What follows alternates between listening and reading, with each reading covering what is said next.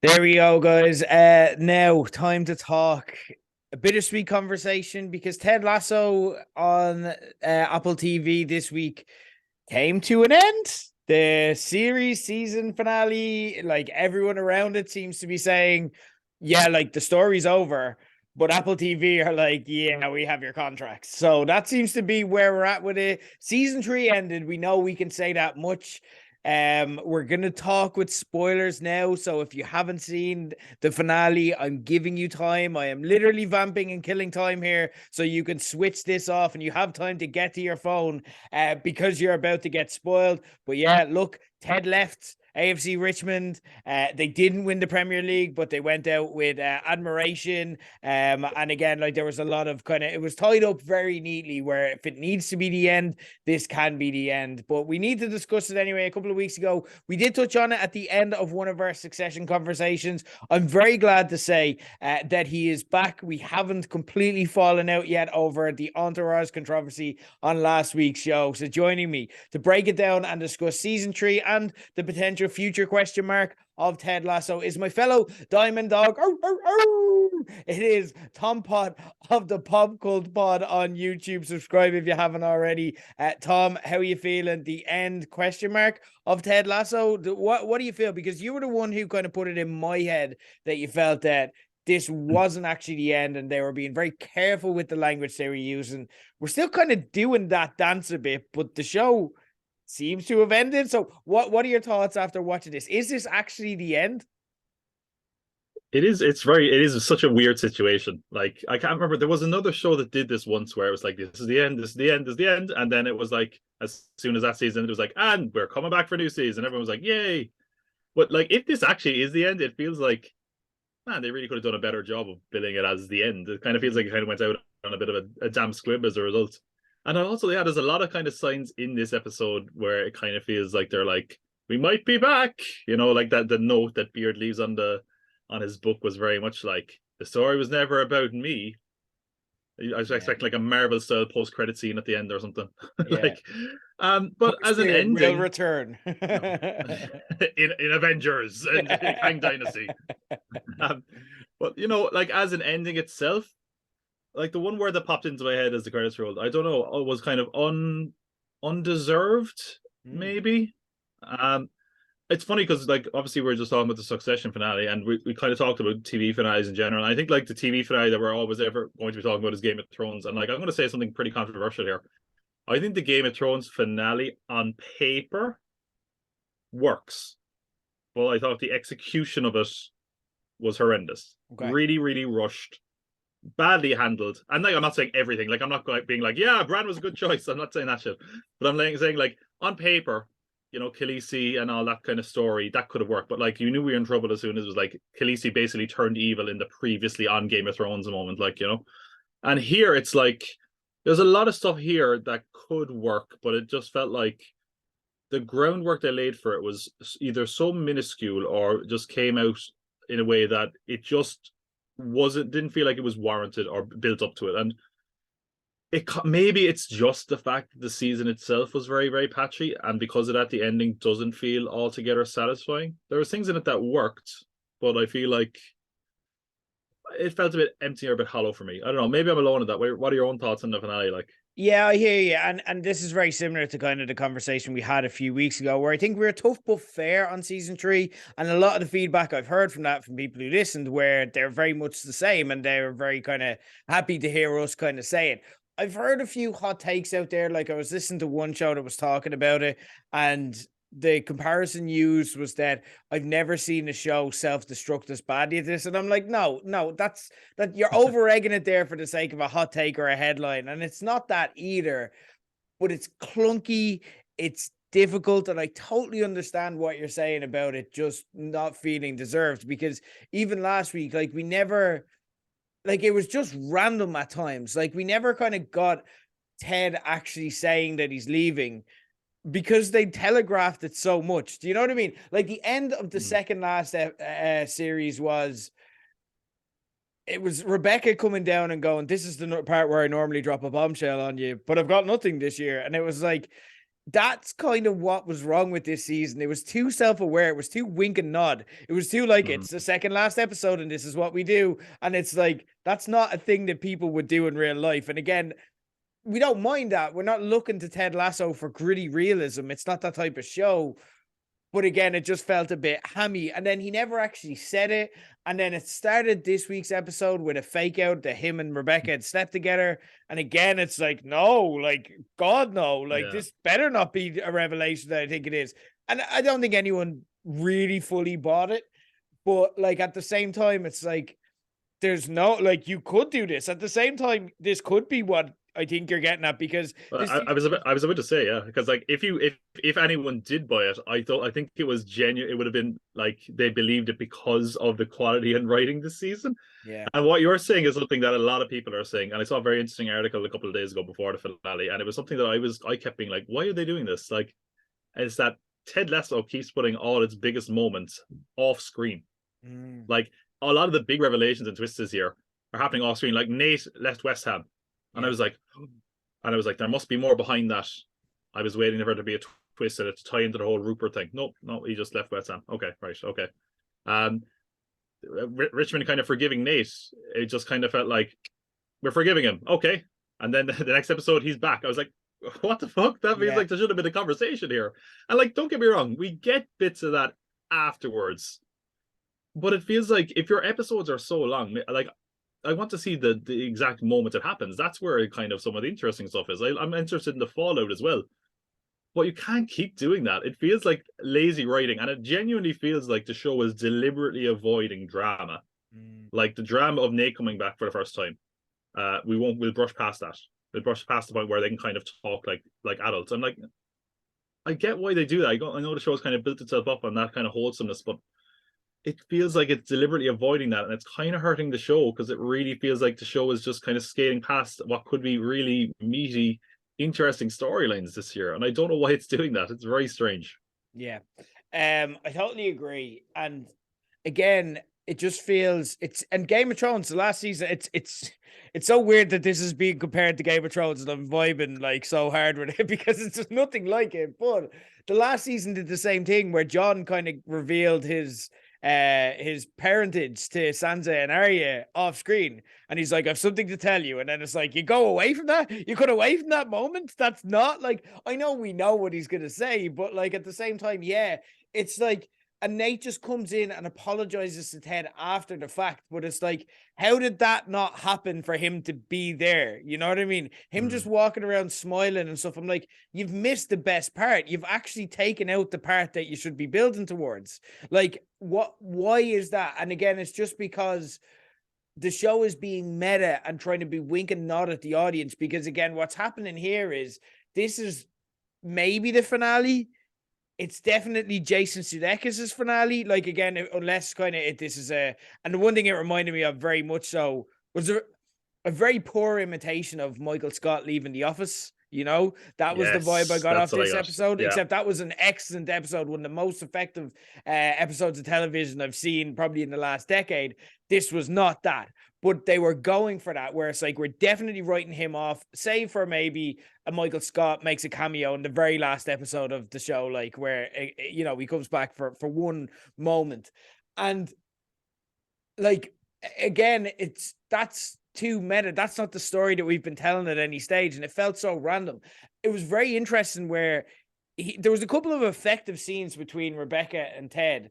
But again, like, we're watching it with, it's like, oh, that's Jason and Hannah. Oh, we feel like we know them, and they're having their last scene together. And we're thinking about it in that way, which isn't actually wholesome. It isn't actually interesting. But there was one thing where Rebecca turns around and is like, you know, Ted, why don't you just stay? This is your family. And again, that's the question that, like, I'm like, okay, finally, we're getting to it. Like, this is the question, because again, like, it looks like there's a horrible life for him back there. He just gets to be like the spare tit in his own family dynamic. Like, you know what I mean? Like, what? And she's asking that. And again, it's going back to your point of them just avoiding drama. He just doesn't answer it. He just goes, she just says, I feel you've already made your mind up. And he just goes, yeah.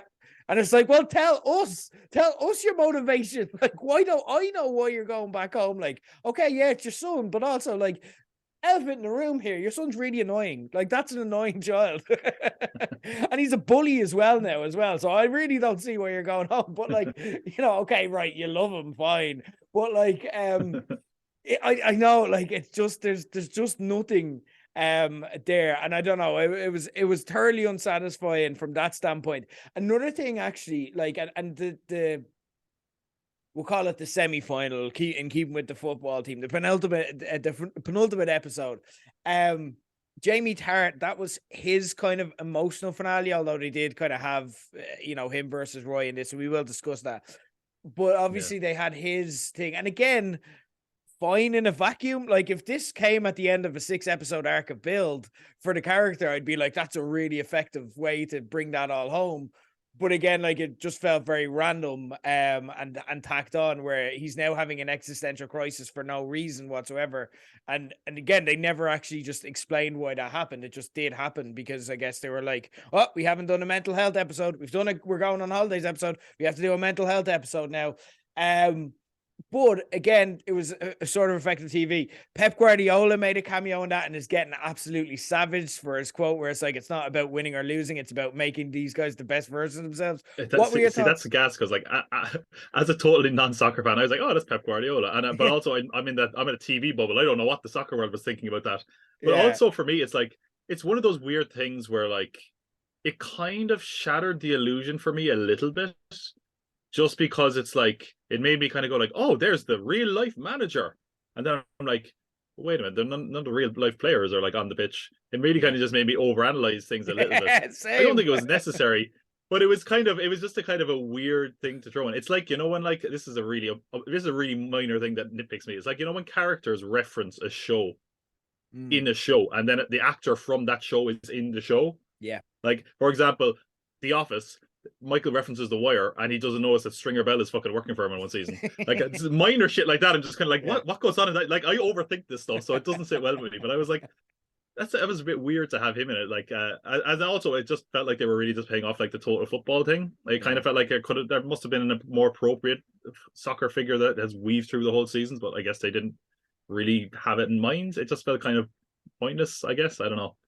But then again, I'm not a soccer fan, so who knows?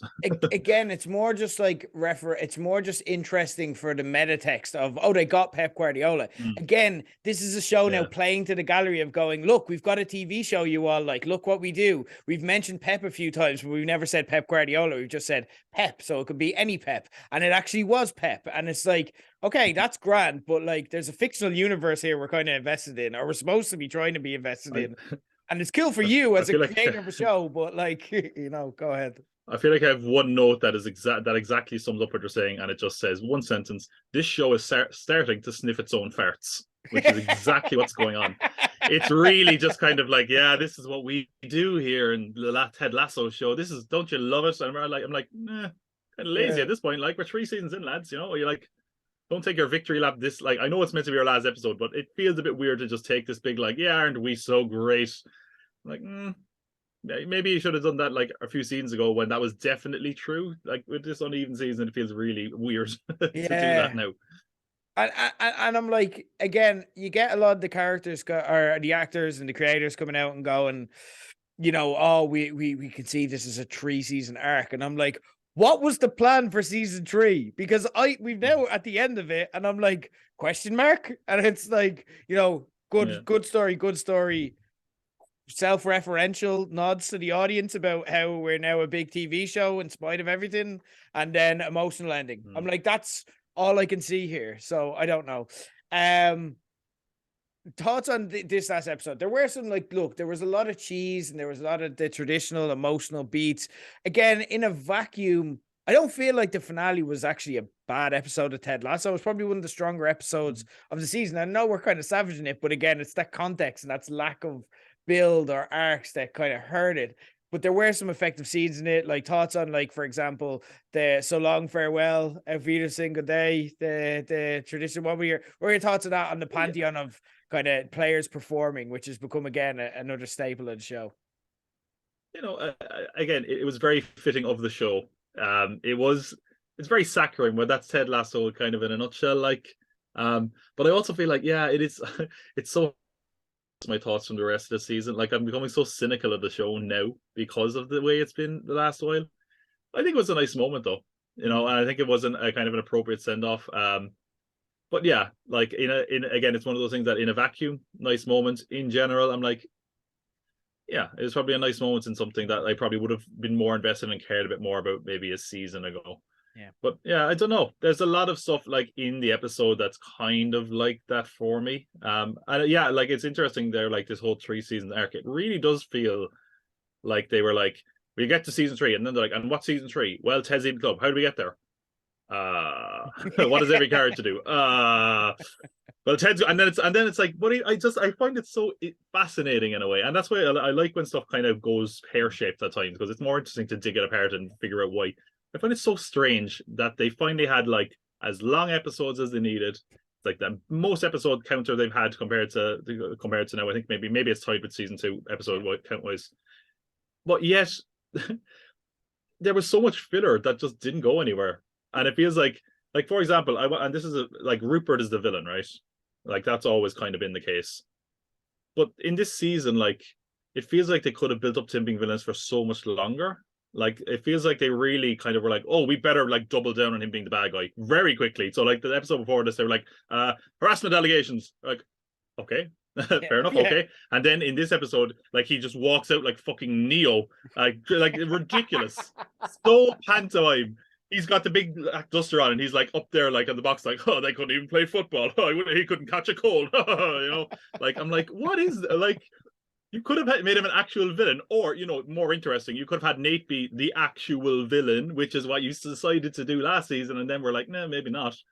And then they actually go as far as to have him pushing a manager, which I was so hilarious. I don't know. It's just stuff like that that makes me kind of go like, why? Like, it feels like it was weirdly rushed, and I don't know why it was. I don't get it. Like, very strange, fascinating season in a way. Yeah, and again, like, look, you can't be too mad about a TV output. Like, if this was maybe when season 2 was out, and like it was one of the only new content we were getting, like at that stage, because it was the height of COVID and lockdown, then yeah, I'd probably be more angry. But like again, it's the same week we got the Succession finale, and they absolutely knocked that out of the park. So again, we can kind of perversely enjoy this other beloved show kind of going a bit off the rails. And yeah, again, even when you look at how much we refer to and still talk about Game of Thrones, there's a perverse fascination in it when good shows just kind of go left and mess it up at the end. Jamie Tart and Roy Kent, the love triangle with Keely, they had a fight where kind of, and again, I was screaming at the screen at this time where like, I was like, let her choose. This is actually a bit problematic. And then they did the Ted Lasso thing of going, oh no, we know all the right things to say. And like, that was the choice they had. And that's the choice they gave her, and they got turfed out. Okay, fine moment in the penultimate episode, but they just never went there. There's no payoff here. And again, because we don't know if we're getting a show, there's just nothing. I think the show thinks that it's doing. I think the show is like, oh yeah, that's such good art. We're leaving an ambiguous ending for the audience to speculate forever. This is Ted Lasso's "Is Tony dead or not?" And it's just like, no, you just didn't finish the story. Like, you just left it there, and you don't know if you're ever going to pay it off. And your series wasn't good enough that it's not going to get this fan outpouring for support for a new series that maybe you think they're going to get. But I don't know, that's just me. What were your thoughts? Was this a beautiful, ambiguous payoff to you, or yeah? Absolutely not. This was the biggest black eye in the finale for me. It's like one of the highlights of this whole season has been kind of the friendship between Roy and Jamie actually developing, and Roy kind of learning like himself and kind of growing as a person. And then like it feels like they just threw it all in the bin here. For a shit love triangle. I'm like, we kind of did a lot of this already. Why are we doing this again? Yeah. Out of nowhere. I mean, really disappointing in that regard.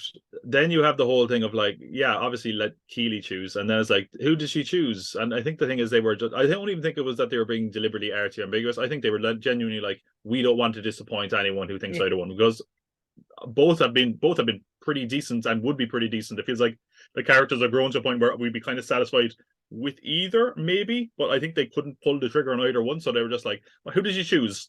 I don't know. Someone, maybe. They're at a barbecue at the end. What more do you want? Like, it's like, and again, it's like Keely in this whole season. It's like I don't know what her whole story has been the whole season. It feels kind of just like it was lost, and it's like I don't know. Like it feels like they should have just. I actually would have been happier if they had barely addressed it at all, which is kind of weird. Yeah. Because I think like they really just made a mess here. They like basically threw everything they had together and threw it up in the air, and then they said, "There you go," and we were like, "There we go." What? They just threw out all the hard work they did do. They threw out one of the best things in the season in the finale, and then didn't resolve it. It's like, why did you? Oh, I don't get it. It's baffling for me. I don't I'm just get it. laughing here, and I'm thinking because what you say is true. Like because to do that and to get to where they got to, and for the work and effort that goes into making a show of this caliber and expense and everything else that you've got kind of wrapped up in it, these are conversations that have to happen. So at some point, an actual conversation goes, so where are we leaving it? And it's like, they're at a barbecue. And they're like, Yeah. and it's just like, yeah. And it's like, and they had to be like, good enough for me. It's like, what? It's like someone genuinely just forgot. They were writing it, and then they're like, and then they're at the barbecue, and then what happens at the barbecue?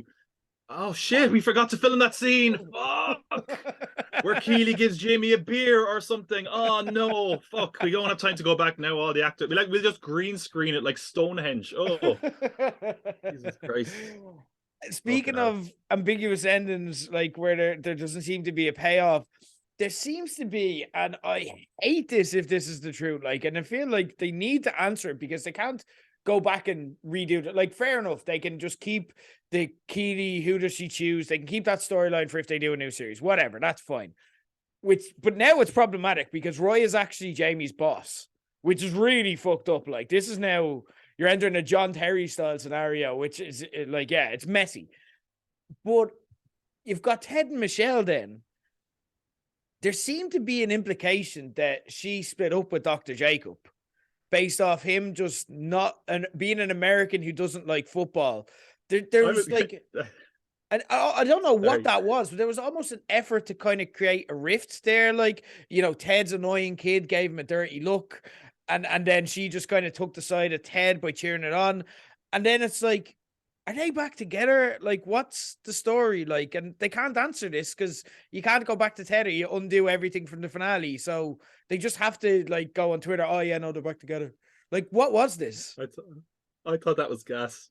Because obviously this is like very kind of inspired by rom-commies and family comedies towards the end. And like there is a weird 90s trope that this is like totally ripped out of, which is that it's like the dad is always at work, so he got a divorce from his wife, and then the stepdad swoops in, and based on absolutely no reason, the stepdad is like, "Boo!" It's like, whoa! The stepdad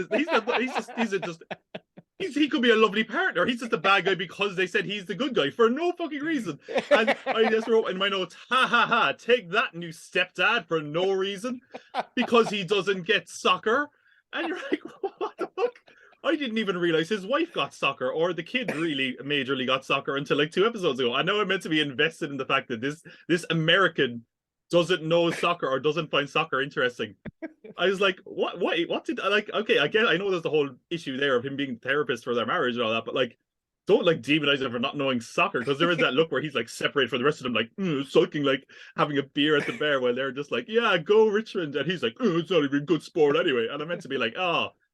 Like what head is going to swoop in there all of a sudden and be like, that's it, you know what, I know soccer, hey. Oh, it's fucking so stupid. The dramatic device you're talking about is actually also referred to as your L1 auntie having a gossip. Do you know what I mean? It's like this person is opposite the person that you like, so we're just going to throw something out there, and it's like, and your man, he's a pedophile, by the way, and just throwing out like a random character info that just makes him a bad person because he's against the person that you like, and it's just like, what? Like that's not a thing. It's like Jim Carrey made a load of those movies, I think, for like Liar is like the classic example. It's like, oh, like that the guy is always at work and the stepdad tries to do what the dad does, and you're like, oh, he's trying, that's very nice, but everyone like they're like, oh, fucking idiot, look at him trying to play with his kid, look at him trying to be a good stepdad, and we're meant to be like, no, yeah, boo that guy, go on, Jim Carrey. Like, I don't get it. It was very strange. Yeah, it's like like the stepdad's actually present. He's here, like, you know what I mean. He's Yeah. there. He wants to be in the child's life. Like, I don't know what the problem is. Like, Uh, it's like I don't know. Anyway, look, it's I don't know. Maybe this is all just like scripts written by divorced dads or something like that. I don't know what the background and common denominator is. I think there's a thesis or something in it if someone wants to get into that. There's a lot of I'm different just thinking, does cameos. this like Jason Sudeikis? Doesn't he have? Isn't he like? Hmm. Yes, recently. Is this like a really weird? Sorry, I'm totally jumping in. Yeah, like so he like him and Olivia Wilde have kids, and then Harry Styles moved in. So is this it like pure divorced dad energy? Being like the stepdad is shit, right? Harry Styles is no good.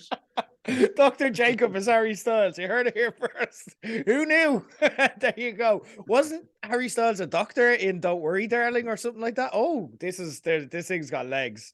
There's a whole rabbit hole we could jump down here. There was a lot of different cameos here.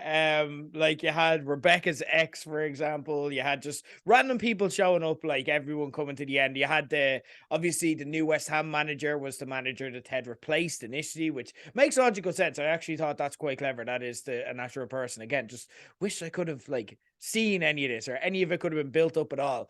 But who was there anyone in particular you were glad to see back in terms of cameos for this one? Is that kind of thing where there was a lot of faces I recognized, and there was a few times where I was like, who's that Yeah. again? I was nice to see the dog. That was kind of like where I was like, oh yeah, the dog. Um, Actually, on that note, I did think it was nice that they kind of acknowledged Zava, even in a bit where he was like, "Oh, he sends jerseys and avocados," and I was waiting for this. Is like, I was apparently I watched too many cartoons. I was waiting for this to like not actually be from Zava, and Rupert gave them some dodgy avocado or something, and they're going to eat it, and oh no, they lost the match, like he's Dick Dastardly or something. I don't know, but that was where my head went for some reason.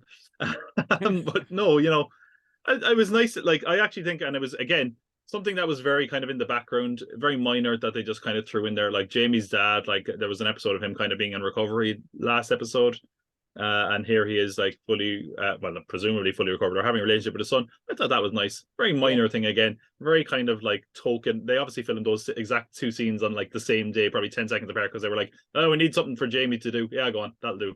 But a kind of a nice one, and nice. Hopefully his life turns out well, I suppose. Good luck to him. Fair play.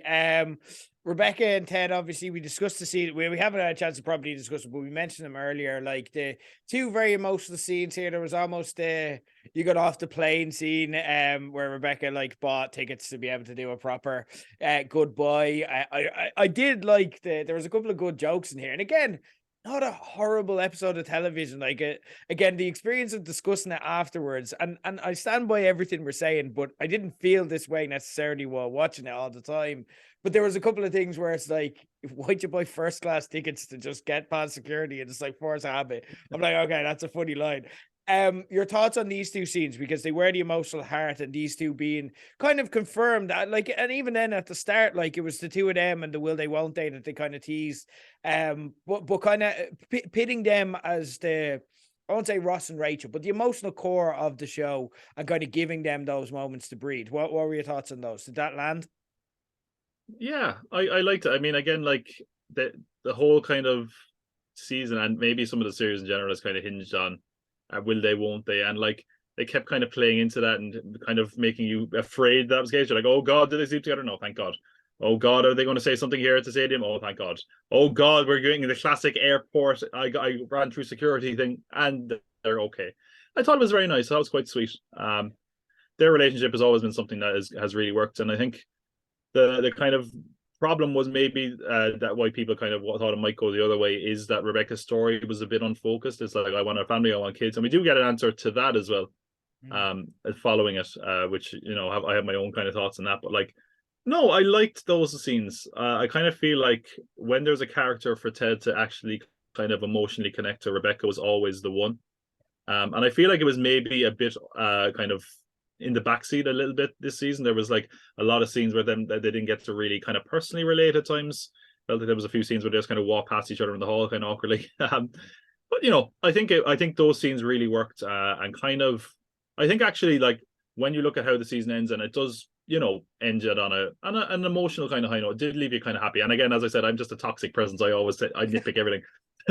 So that's the way we're kind of getting negative about it. But no, I think it was a good episode, and I think overall, like parts of it were quite decent. And I feel like that scene at the airport was generally why that was the case. I think it kind of felt like you would have been unsatisfied had you not got that scene. I feel like it really was kind of the emotional backbone of the finale. So yeah, I know I do like those scenes. And I think their chemistry and they also, I suppose, leave the door open for Rebecca to possibly come back if they do this thing, which I don't know. Who knows if this is actually the end of everything? But no, I think those scenes really worked. I'm going to miss those characters together, and I feel like they kind of really did support each other throughout the whole thing. They kind of grew because of each other, so it was nice to have a scene where they could just have a platonic friendship, and that was kind of what really nailed it for me as something that worked in the finale. Absolutely.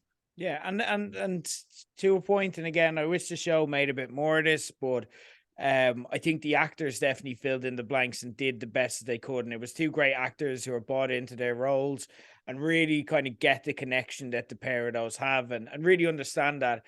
And then just cooking and obviously playing on the emotion that it is probably their last scenes together, at least as these characters. So yeah, it's you put really talented people in the room and you just say leave them space to work, and that's kind of the result you get. But also I felt that there for a show that prides itself, and I know you said you've thoughts here, so I want to kind of expand on that. For a show that prides itself on having the right opinion, like it had a scene in this season where a bunch of Premier League footballers all kind of unanimously ended up debated, but then unanimously agreed that it's important to respect women and delete their nudes, which again, there's a lot of creative license this show uses. I think that's probably one of them. And just the idea that these rich young Premier League footballers are these gloriously good people in general is a bit of a stretch. But for a show that kind of prides itself on, look, we have all the modern correct opinions, TM. I felt that Rebecca's character in general and her motivation was slightly reductive to be kind of so driven by men. Like, first off, everything she's driven by is like, getting revenge on her ex. And I thought it was quite a nice way that it ended, in that she was like, I'm just over you. I just don't care. I thought that was handled quite deftly. I enjoyed that part. But then the fact that they needed to give her that closure with the Dutch guy just appearing out of nowhere and they just go off happily into the sunset, wasn't a fan of that. Because again, it just said that she was defined by men.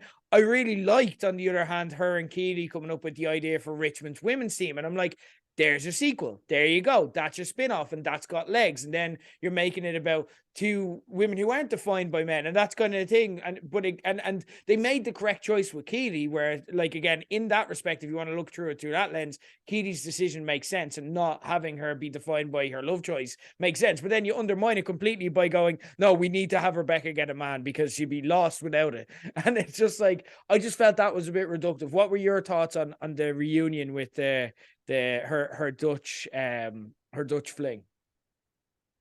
That was some lazy shit, wasn't it? Yeah. Like, I mean, I like, I also I agree about what you're saying about Rebecca, because it was very much like, I kind of feel like it came out of nowhere. Like, she needs a man, she wants a baby, she's a woman, and I'm like, that never felt like a character that was that way. And I thought it was interesting to have a kind of a strong female businesswoman who wasn't driven by wanting to have a family necessarily. I thought that was an interesting thing.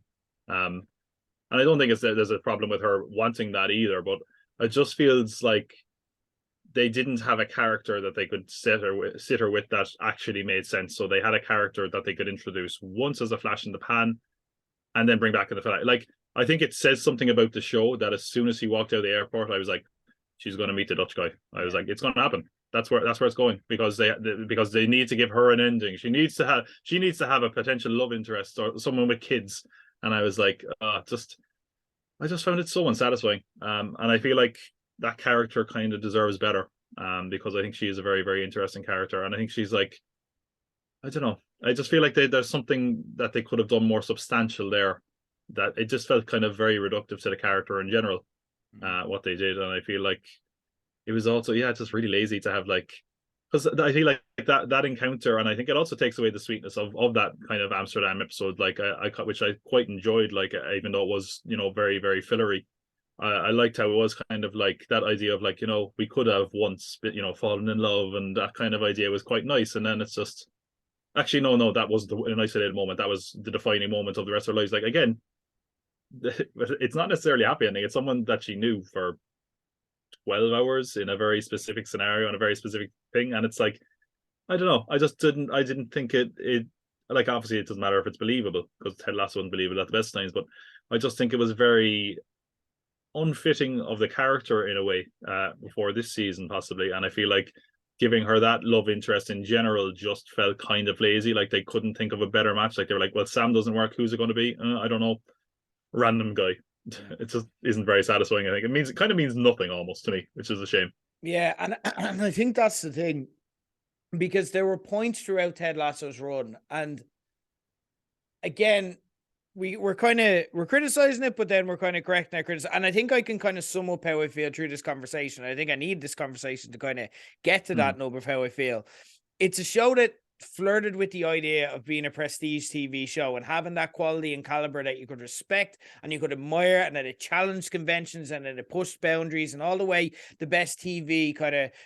And it doesn't have to be, I'm going to say drama, but it doesn't have to be a drama, because there was a comedy element. We spoke the last time we spoke about how this could at times be a top grade comedy while also being a top grade drama at the same time. And that's what made it kind of special in a way. And we respected it with that elevated lens.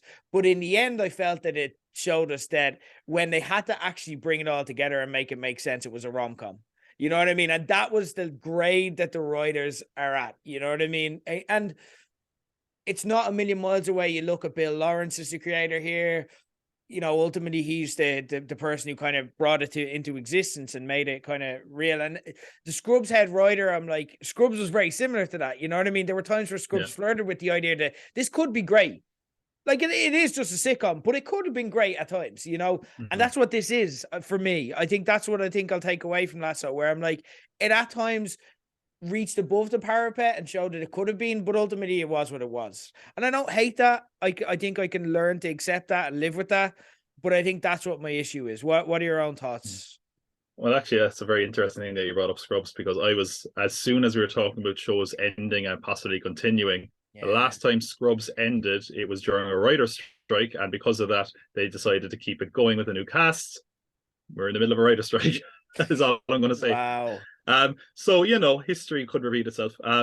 But I think, like, yeah, it is a show that, like, if you watch just like the first season and like the hype around the first season, and I remember like it wasn't like a massive hit out of the gate. It was that thing where like people were like, you should check out Apple actually have a show worth watching. Like, and I'd be recommending it to friends.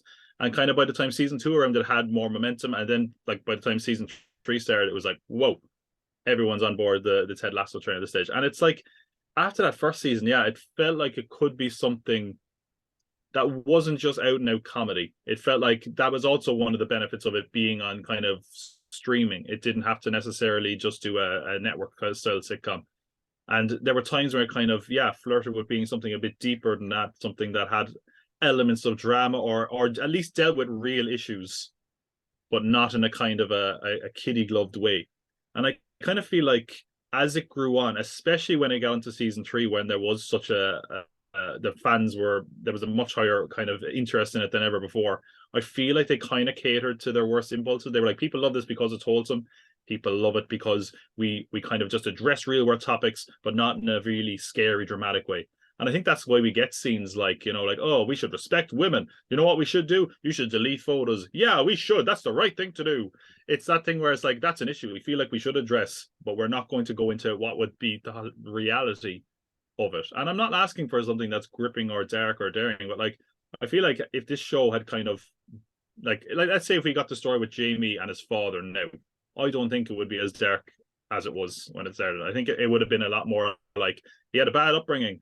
And his dad's not around. Like, I don't feel it would have gotten into the weeds a bit. And I think that's what made the wholesomeness of the show all the more wholesome, was that balance. Whereas now, like when I was saying last time, it come off as very saccharine.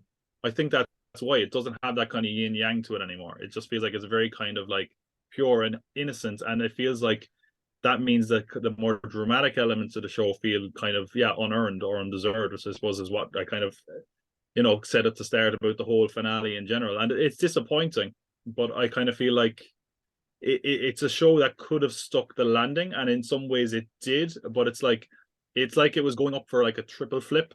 to stick the landing. Instead, it kind of went up, did a flip, and landed. And it's like, oh man, you were up in the air there, and you could have done a lot more. You know, that's all kind of.